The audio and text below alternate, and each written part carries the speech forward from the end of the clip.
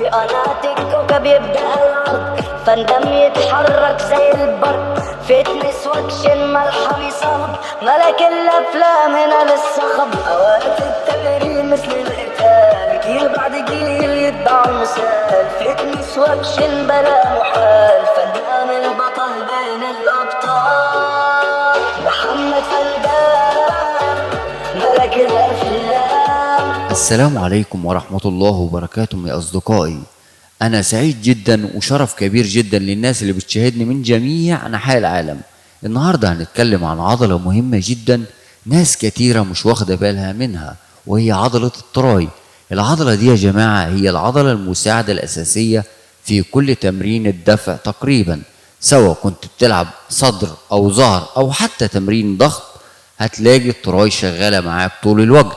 ليه؟ لأن العضلة اللي بتكمل حركة الدفع، يعني لما تزج الوزن بإيدك التراي هي اللي بتديك القوة في آخر مرحلة من الحركة، وده السبب اللي بيخلي أي حد عاوز يطور أداؤه في تمرينات الصدر أو الضغط لازم يقوي التراي. العضلة دي كمان بتديك شكل جمالي في الدراع، بتخلي الدراع متكامل وتدي امتلاء لشكل وضخامة الدراع من فوق الكوع لحد الكتف. يعني ببساطة لو عايز صدر قوي، ضغط أقوى ودراع مليان، ركز على عضلة التراي.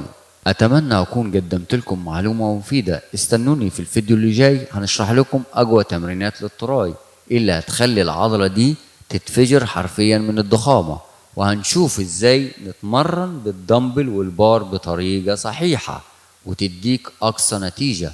ما تنساش تشترك في القناة وتفعل زر الجرس عشان يوصلك كل جديد.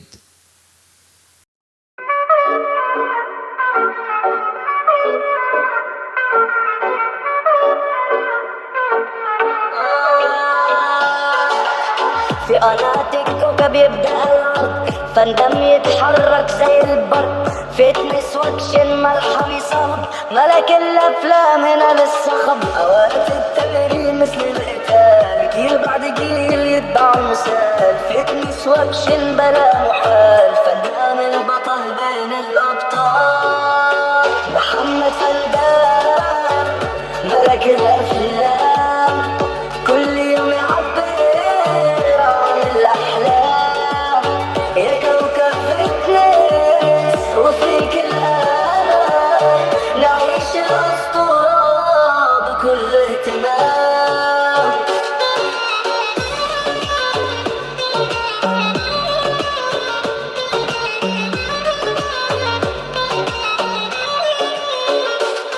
في شاشة الفتنس تظهر الروح،